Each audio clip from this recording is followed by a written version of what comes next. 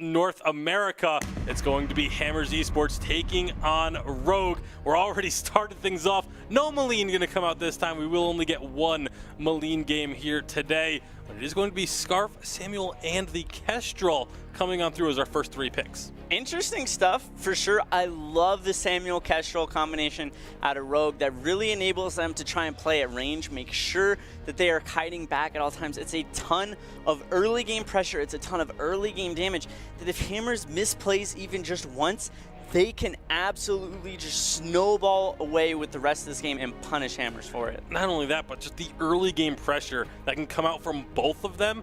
And then if you go that Crystal route on Kestrel, if these are both Crystal, there is so much AoE involved with this team. I would not be surprised if they try and go for something like a Churnwalker as their captain just to help with that AoE damage spread even further.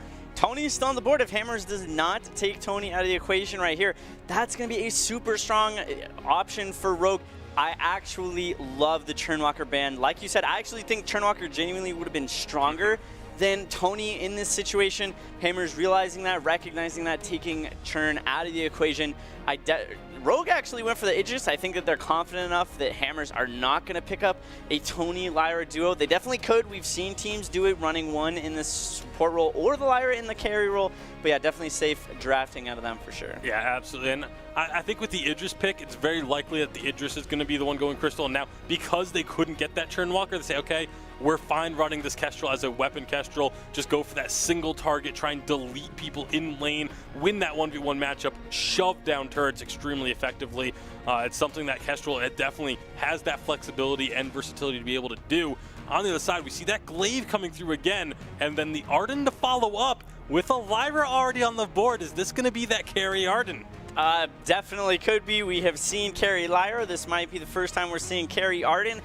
Rogue, though, going for the Jewel, which is very interesting. They've definitely saved their captain for last pick. We saw that definitely earlier in Europe as well.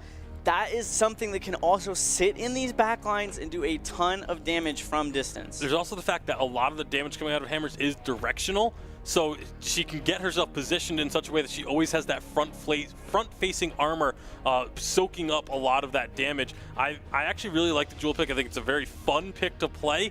We'll see how effective it can be here. You know, I do want to say, though, we did see a carry Arden at one point, a pseudo carry Arden, I'll say. You know, went for the aftershock and then defensive items.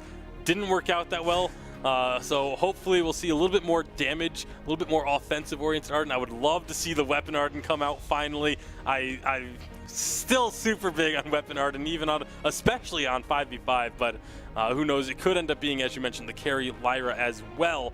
Plenty of options available to Hammers. I definitely think it's viable. A couple patches ago, we saw the increased range on his Blood for Blood. We saw the extra damage in Blood for Blood as well. He has the damage. This is a very utility-heavy based comp. This is Protect the Scarf comp. That is exactly what it is. But because Rogue has all these different range damages from so many different positions, that's going to be something hard for them to deal with. They're going to round out their composition with the Captain Lorelei. I mean, they really didn't have many other options for a captain. You could have gone Fortress or Grace, but aside from that, you know, Tony, Arden, and Lyra all picked, and then Catherine being banned. Hammers were really trying to squeeze that captain hero pool this game. Absolutely. They're so tanky. They are going to be able to absorb a lot of that backline damage that Rogue has, but the question is, can Hammers even match the damage with Scarf in and of itself?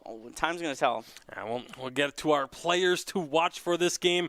Starting off for me, I'm going to be watching on Hammers Papa John. He made his first appearance last week in their final game, and he has been the only player in any of Hammers Esports games to have a positive KD ratio. The only one. No one else on this team has had a positive KD through any of their first games. So really, you know, kind of the shining bright spot for them last week. Hopefully he can continue to step up and perform at the top level for this team because they need a few things to go right. You could definitely say that he delivered on the other side of Rogue. JFMAMJJASOND. doing work here in this preseason. Jason, for short, all the months of the year. He has been absolutely phenomenal in the games that they've done well. He knows how to frontline really well, making sure he's absorbing a lot of the damage for his team.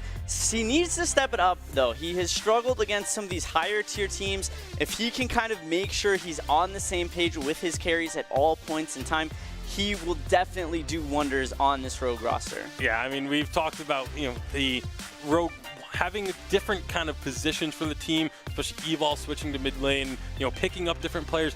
This is just what they felt like would work best for them, and moving forward what they wanted to do. And these new players joining the roster, like JFAM having to come on in, are going to be needing to make an impact. We'll see if they can make an impact as we head on to Sovereign's Rise right now with Humanist and Denominate. Thank you very much, Tasty Bacon. Once again, you guys holding it down on the desk. You're doing a wonderful job. You're beautiful people. But we're into the game, so we can't continue to just praise you because we've got Hammers up against Rogue. I'm Humanist. I'm with Denominate here. And Noms, how are you liking these drafts? I definitely think the draft phase was a little bit different here from both sides. I'm interested to see after we figure out if Drenami survives or not, which she's going to. Survived. Confirmed. Confirmed. I'm interested to see Evol in the mid lane on the Kestrel. We've seen him play a lot of Celeste in the mid lane. Kestrel a little bit different, also received a couple nerfs this patch on the base damage and the crystal ratio, so will be a little bit more difficult for Evol to effectively clear the lane, but still should have a pretty fair amount of damage in the team fights. These teams effectively running an exactly mirrored strategy as far as invading and taking some jungle away. Now, Sibs potentially caught out here. Sibs taking a lot of damage. Sibs, you're in a bad place, and he's going to go down. Not the kind of thing you'd expect from a wizard. Not the kind of thing you'd expect from a wizard, but he will be playing the Crystal Idris in the jungle, it appears, this time around. Obviously, last game with the Salamanders, we did see it go back into the lane, but we know that the Idris has been very popular in the jungle as well, so no need to buy that early Book of Eulogies. Can save you a little bit of money, can get your Divergent Path online a little bit sooner, and that can give you a little bit more impact. Plus, not being locked down to a specific lane, you can use that range and high chakra burst damage to make effective ranged ganks in the outer lanes. Jason being annoying with that fish food, stopping the backs here from Benzo and BlueStacks. They will eventually be able to pour it out and pick up some items and move back into the lane. Once again, we do see Benzo picking up Minion Candy. Minion Candy, price reduced just a little bit here in 3.2. Yeah, reduced a little bit. And I would say for a majority of the laners, if you're at all in a rough matchup where you think you're going to be pushed, pick up that Minion Candy. If it saves your turret, that little bit of gold was more than worth it. Sibs with a healing flask. Will it be enough? No, it will not be. Sibs getting torn apart here in the early game. Yeah, it has looked to be the case, and we saw Idris with a huge impact in the past couple weeks, but that's because he's been able to get ahead early on. Hasn't had that chance yet, but now with the 5 crystal bits, he has that Divergent Path online. This is where he can start to farm a little bit safer and as well kind of present himself to make those ganks, so we'll have to see if he's able to capitalize on that. In the top lane, we do have a little bit of an interesting matchup. So Louis Vuitton, obviously very tanky here on the Jewel, able to soak up a lot of damage that Drenami is going to be able to put out thanks to that heavy plating. But Drenami has that self-sustaining with the healing from the Imperial Sigil. I kind of feel like top lane is going to be a little bit of a stalemate until Jewel starts to get a couple items online. Well, let's talk about Jewel as well. In 3.2, the piercing on Thunderstrike. Well, actually, Starboy getting gone on. We'll hold that thought. He does have Afterburn. I don't think Rogue are going to accomplish too much down here. But the pierce on Thunderstrike going from 5 to 10% to start off and scaling, instead of 5 to 10, it's scaling 10 to 15. So I think that's actually a pretty big boost on that Jewel. It definitely is a big boost, especially since Jewel's common build is going to be going very crit heavy. Oh, smash me with a little damage coming on through Rogue. If you're not able to get a kill, okay, they're able to get the kill. Jason moves in like he's going to take the crystal buff there. He'll give it over to Sibs, baiting Sibs a little bit. Louis Vuitton done with the Thunderstrike. Rocket Leap from into the bush there. He'll thwart the aggression onto the Crystal Treant there. There is a scout cam down. Noms, I don't know if Benzo and BlueStacks are really going to get in there and try to really play with fire here. Evil moves over. He's got that healing flask. He can zone with Glimmer Shot. This should go the way of Rogue. Yeah, it definitely should go the way of Rogue. In fact, it is definitely going the way of Rogue. And now Louis Vuitton may be looking to rotate up. Haven't seen Drunami move in a while. Not sure what's going on there, so we'll have to see. But that's going to give Louis Vuitton, there he is. It's going to give Louis Vuitton the time to clean out some farms safely. He's a little bit ahead on experience and gold at this point. You see the 29 CS to the 20 of the Lyra. So Louis Vuitton might be starting to take that edge in that top lane that we thought was going to be a little bit of a stalemate. Starboy having a rough time in the first 5 minutes of this game. His tier 1 turret is down. He was in a 2v1 situation, sometimes 3v1, and really not much this Glaive could do on the back foot. What are the power spikes we're looking for this Glaive? For the Glaive, he's probably going to go Poison Shiv, Breaking Point in his first couple items. It is a very sustainable build, but it doesn't provide a lot of early game aggression, so that is something to watch out for. Drunami is able to clear out his farm here up top, but sitting level down, Duel has the big red button available. For Starboy, the idea is that he's going to be able to get in and misposition Evol or Jesus on the Samuel to make it so that they're now going to be positioned to that front line. The only melee hero for the side of Rogue is this Jewel, and if she's taking damage and is forced to turn around, that's when Hammers can really start to execute on that weakness of only having one frontline hero. Because Jason is Lorelei, he's a little bit ranged, it is going to be a little bit difficult for him to body block any sort of damage for the Jewel, and that's where Louis Vuitton is going to meet a little bit of a choice. If he's not at full health, some of these engagements may be a little bit difficult for him to make. You used a lot of words there, but what I heard in different ways was this seems hard to execute for Hammers. It really does. It kind of relies on Starboy getting that initial afterburn and putting either Evol or Jesus or Sibs in a really bad situation where, again, these mages are building very, very heavily into the crystal damage and not going much into defense, at least early on. If you can position one of those mages in front of a Scarf, that's where BlueStacks is going to be able to excel and actually get some good damage down.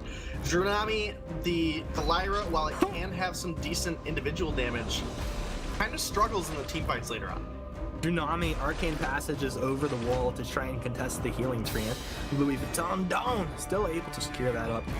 So swing and a miss on that one. Down at the bottom, Jesus trading with Starboy. Starboy starting to get a bit of an advantage there, but now the 3 versus 1 situation. Shotgun will connect. Healing Flask will come out. BlueStacks has made the rotation down. Benzo as well. Now Starboy's maybe going to look for a target. In fact, it feels like Rogue now in a vulnerable position. He's going to afterburn Sims away. What a good pal Starboy is. Trash talk off the mark. Get better, bud. And now Rogue want to chase back into this. It feels much more dangerous. You see the mortal wounds coming out on multiple targets there. Yeah, it definitely does, and that's been a key item for a lot of mages in the most recent updates. See Hammers making a push down on this bottom objective, though. Yeah, Starboy with that Sorrow Blade first means like he can just pump out some damage like that, but Rogue are not going to let this go down for free. They flex up Sibs, Jason, and Jesus down here, and that's really not something that Hammers want to mess with just yet. They'd rather pick someone off. Right, and I do think it's a little bit interesting that Starboy has gone with the Sorrow Blade first. It does provide a lot more upfront damage than the common Poison Shiv Breaking Point build, and I like it. What I don't think is favorable for Hammers is that Ghost Wing going over and now probably losing out on Benzo. Benzo most likely going to go down. Look at the jukes, though. This guy going to the NFL next year, potentially. Juke him again! Can't juke the corrupted genius. You got played. Yeah, absolutely. That's a second kill on the board for the side of Rogue, so that's 2-2 now. But Rogue, they have taken down 2 turrets on the side of Hammers, and they are looking to push this mid lane into a third one if they can.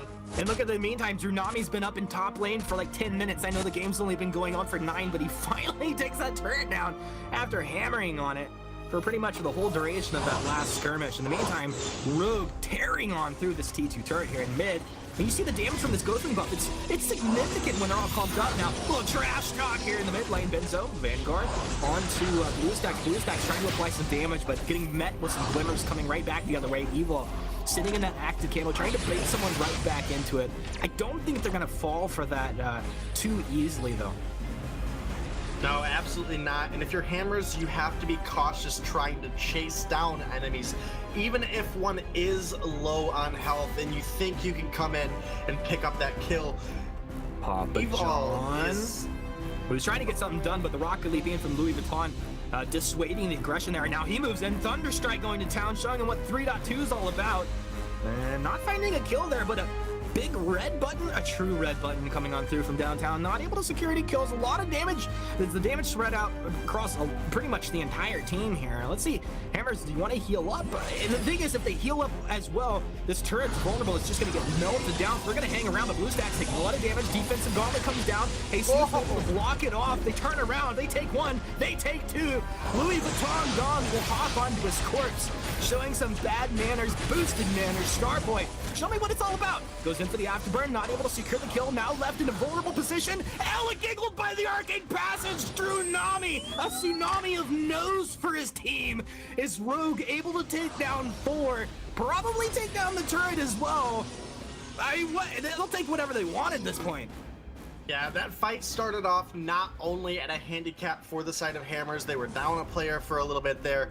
They did exactly what I was trying to explain just before the fight broke out, was if you're chasing a target, no matter how low, you have to make sure you have vision so that your team does not walk into an active camo. Sure enough, we saw a big 2-person stun coming out of Evol, 560 damage spike coming through from the active camo, and that's just not something you want to set yourself in the position of if you are the side of Hammers, and they need to get some vision control. Benzo needs to get a flare gun as well as probably a super scout, realistically, if they don't want Evol to just have free reign over the game. Jesus blocks the afterburn. Trash talk off the mark. Oblivion comes out, but the Crucible from Benzo will block it off. Suddenly, Rogue have flipped this around. They regoose from the backside. Star Boy getting played with like a star toy. And now it's Arden left for dead here. 4 members of Rogue. Benzo can only walk. Oh no, he can run. Look at him. He's got some boots. And BlueStacks will go ahead and provide a little bit of cover as he gets himself out. But guess what? Ghostwing is up, and Rogue are going to be happy to take this objective here. Ghostwing is up. What? That was good. Oh man, BlueStacks gets sniped out by Evol there as the side of Rogue.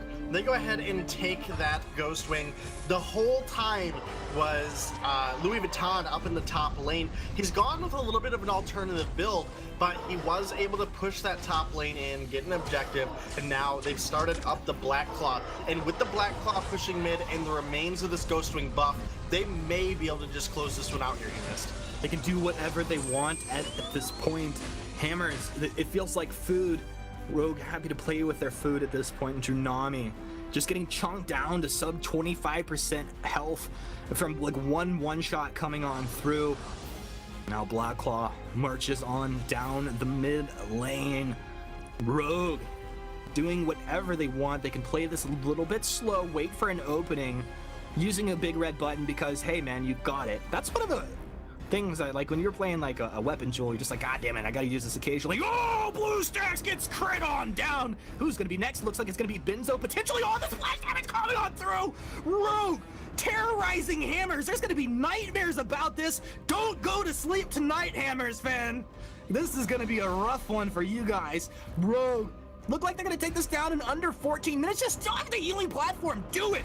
Evol getting knocked back. Papa John makes a good pizza, but not able to put it together against Rogue here today, as Rogue just pretty much put Hammers in the dumpster and shut the lid. Yeah, they absolutely did. At all points of this game, it felt like Rogue made the better rotations and had the better positioning in team fights. And time after time, we saw Evol get multiple members of the Hammers stunned up on an active camo and basically obliterated them off of Sovereign's Rise in a matter of a second. Matter of seconds, man. This game is almost shorter than the